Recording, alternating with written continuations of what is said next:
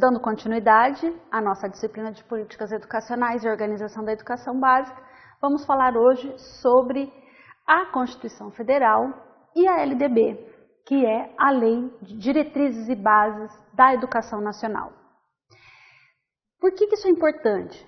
Porque lá na escola, você, enquanto futuro professor, estará diante destas determinações, desses direitos e desses deveres que estão previstos na Constituição Federal e na própria LDB, assim como nos demais documentos relacionados à educação.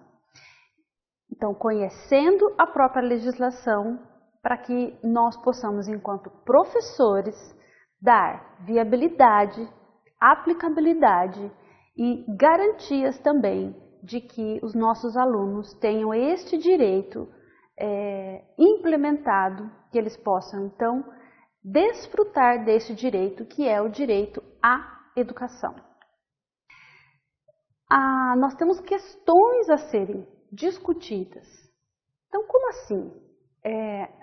Nós temos princípios que já estão estabelecidos, diretrizes, fundamentos que estão estabelecidos na Constituição Federal, mas que em muitos momentos da nossa história parecem frágeis. E é muito importante que você, enquanto futuro professor, saiba daquilo que está determinado na Constituição para a educação. Algumas questões fundamentais e essenciais para a discussão da educação é entender a educação como um direito de todo o cidadão. Então, a educação não deve ser vista por um viés assistencialista, de ajuda. Nós temos sim que ajudar a escola, a educação da nação, mas ela é um direito e ela deve ser, e ela é um dever do próprio Estado. Então, quem deve manter e ofertar é o próprio Estado. Aí sim, nós temos a educação como um direito. Por ser um direito, para termos a obrigatoriedade e que ela realmente possa beneficiar a todo cidadão, que possa desfrutar desse direito, ela precisa ser gratuita. Então, a educação pública no Brasil é gratuita.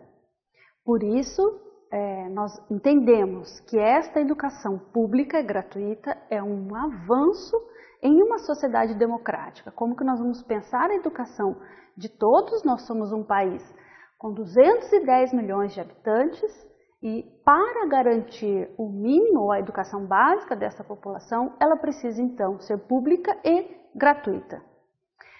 Lógico que nós entendemos essa educação e é por isso que nós estudamos e lutamos para que esta educação, e nós fazemos isso aqui no ensino superior, essa educação deve ser de qualidade.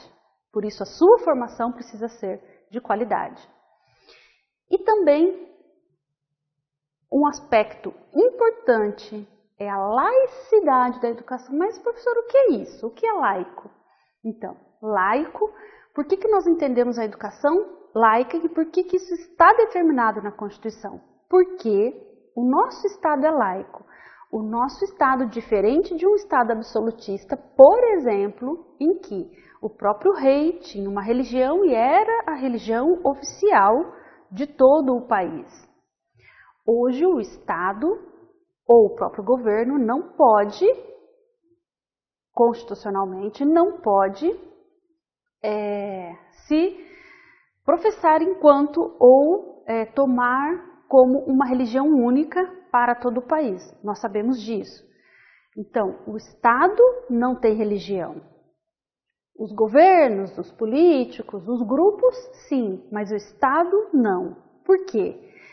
Porque nós precisamos respeitar todas as manifestações religiosas, toda a diversidade que nós temos, a escolha individual, a vida privada de cada um, e o Estado deve ser esse que garanta, então, o direito de consciência, de crença e dos cultos religiosos como um todo.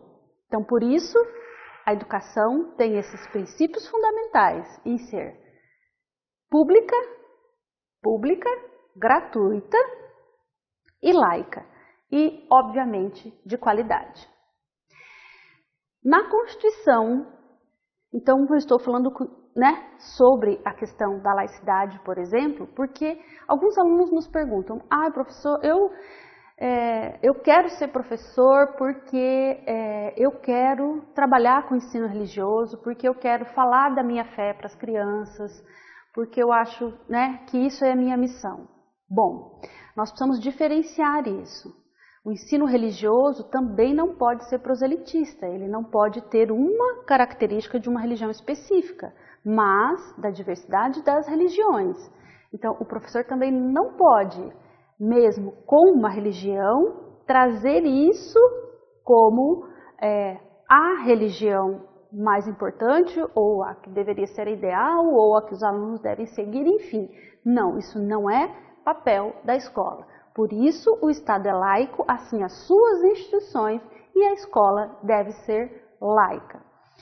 No artigo 205, então, é inviolável a liberdade de consciência e de crença, sendo assegurada o livre exercício de cultos religiosos e garantia na forma de lei a proteção aos locais de culto e suas liturgias.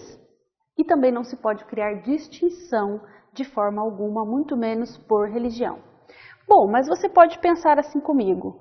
Nós temos diversas bancadas e hoje é tão comum, a bancada evangélica, a bancada católica que está no Congresso. Nós temos, isso faz parte da vida pública, mas o que o Estado e o governo não deveria é tomar partido de uma religião apenas em detrimento de outras. É importante que o governo considere todas as religiões e todas as manifestações religiosas. Uma em si não pode se sobrepor para o governo em relação às outras.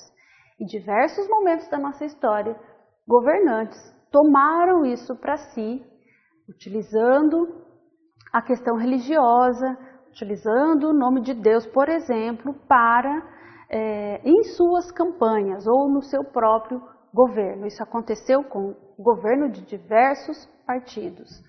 Nós precisamos fazer essa diferenciação. A religião faz parte da vida dos homens, uns escolhem, outros não têm essa escolha e também precisam ser respeitados. Nós vamos tratar um pouco dos artigos da Constituição Federal que tratam sobre a educação, a partir deste entendimento de que a educação pública deve ser gratuita, obrigatória, gratuita, laica e de qualidade. O artigo 205, eu diria para você fazer um cartaz, colocar no seu quarto, no caderno, enfim, levar isso para você.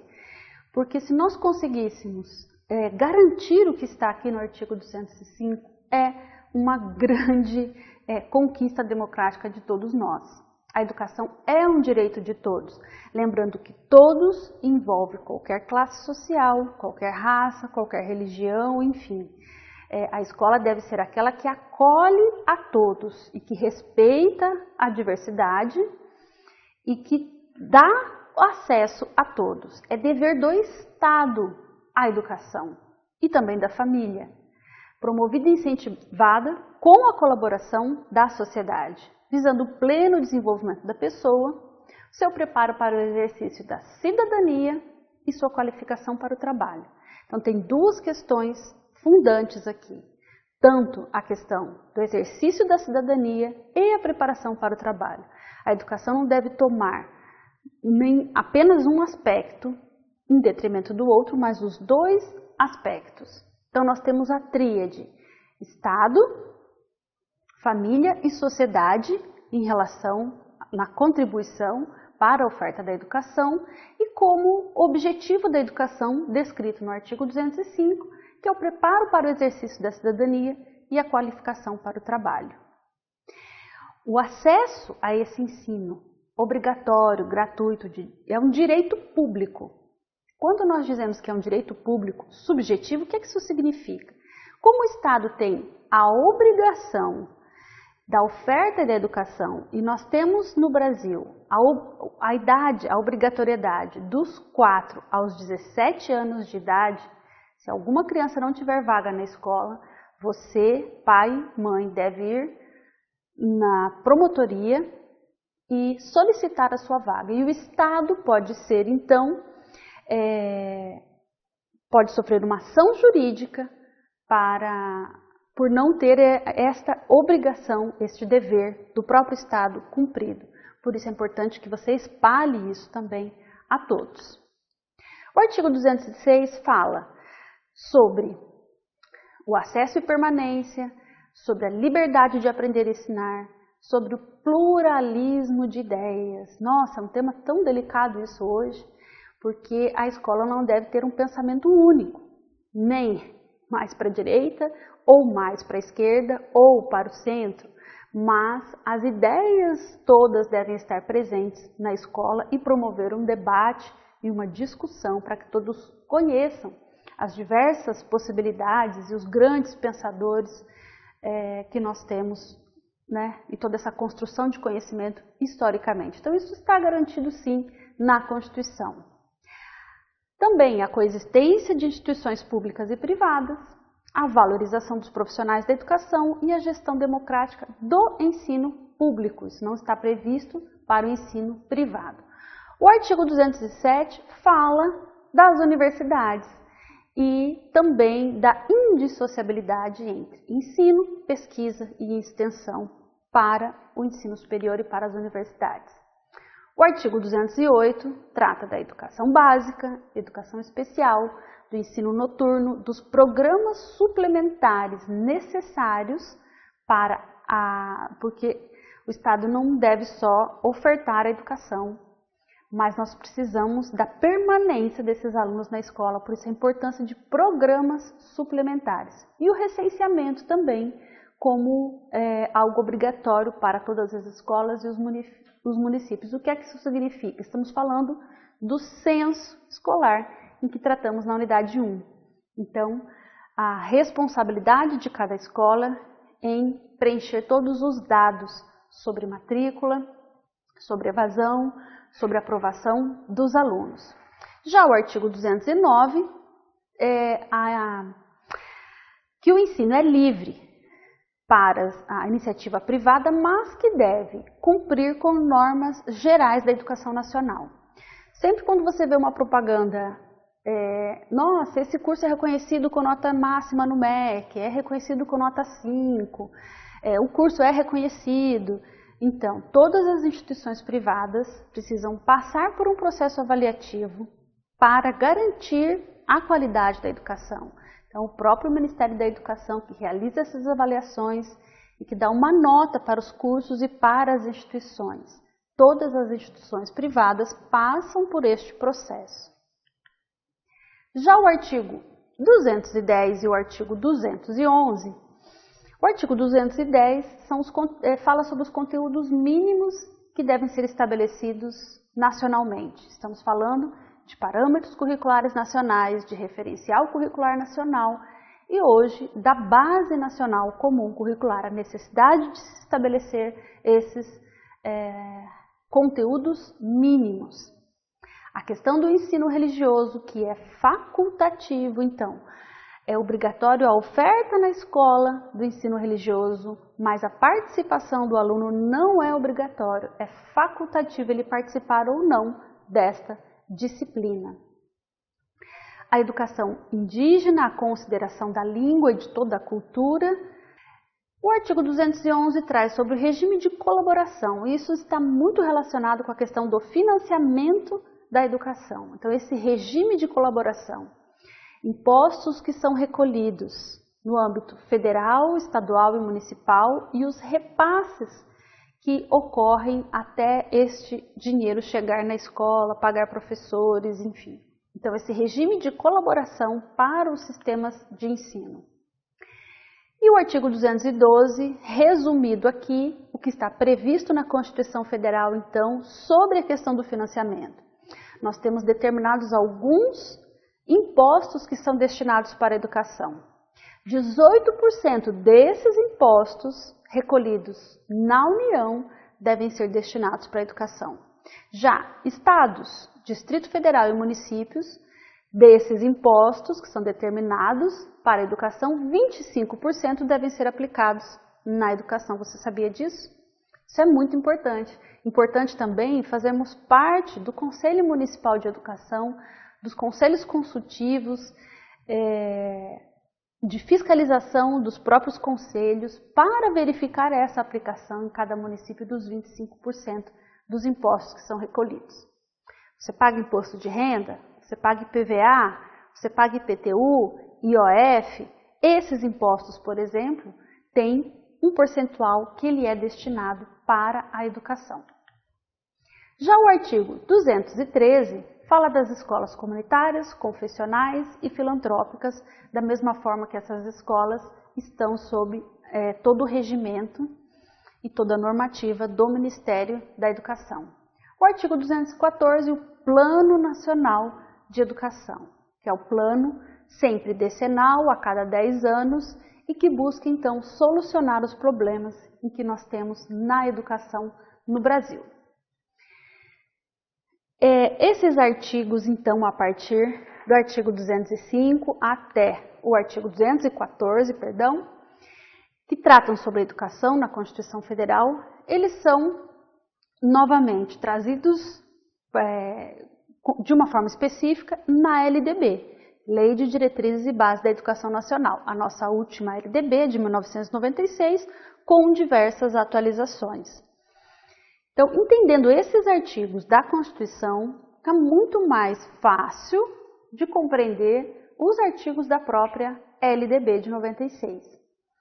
Todos esses artigos da LDB trazem a referência dos artigos da Constituição Federal. Temos um vídeo do professor Jamil Cury falando um pouco sobre a importância dessa grande lei da educação, que é a Lei de Diretrizes e Bases. Não fique com receio. A LDB não é um livro grosso como aqueles de direito, não.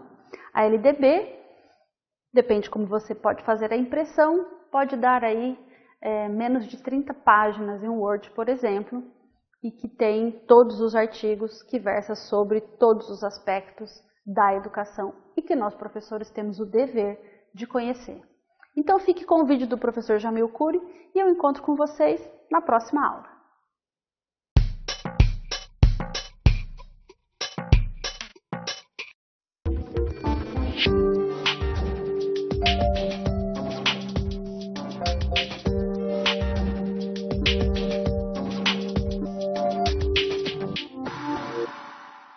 É importante entender que uma LDB, ela não é uma lei qualquer. Ela é uma lei que vai desde o estabelecimento de grandes diretrizes, como o próprio nome diz, apontando valores, finalidades, grandes orientações, até chegar em aspectos da organização pedagógica da escola, como, por exemplo, o seu plano curricular. Então, é uma lei que aborda aspectos múltiplos da vida escolar e da educação escolar de um modo geral.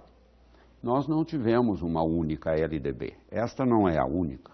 Nós tivemos outra em 1961, a 4024, e que foi reformulada pelo menos 2 vezes, com a 5692 em 1971 e a 7044 em 1982. Assim que esta lei, ela trouxe alguns avanços importantes. Do ponto de vista conceitual, ela trouxe como grande avanço o estabelecimento da educação escolar brasileira como tendo um primeiro nível na educação básica, e que remete diretrizes e bases. E base, em grego, é tanto fundamento, a estrutura fundamental de uma casa, mas base em grego também significa marcha, significa caminhada, significa trajetória. Então, ela tem esses 2 elementos. Educação básica, então, foi reconhecida como um direito do cidadão brasileiro e da pessoa humana no Brasil,